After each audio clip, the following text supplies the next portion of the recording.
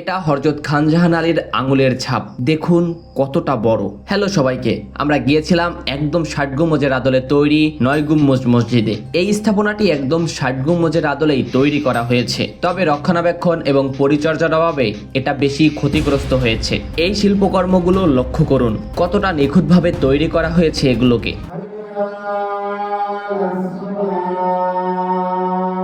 মসজিদটি একদম নিলিবিলি, একজনকে নামাজ পড়তে দেখা গিয়েছে। এই মসজিদের চার কোনায় ৪টি স্তম্ভ আছে, যেগুলো খুবই শক্তিশালী। তৈরি করার সময় এই মসজিদটিকে রাজকীয়ভাবে তৈরি করা হয়েছিল, যা এর প্রাচীর দেখে বোঝা যাচ্ছে। তবে ৬০ গম্বুজ মসজিদের থেকে এই মসজিদের শিল্পকর্মগুলো বেশি ক্ষতিগ্রস্ত হয়েছে এবং অনেকাংশে তা মুছে গেছে। মসজিদের ভিতরের একটি পিলারে হযরত খানজাহান আলী রাদিয়াল্লাহু আনহুর একটি আঙ্গুলের ছাপ আছে।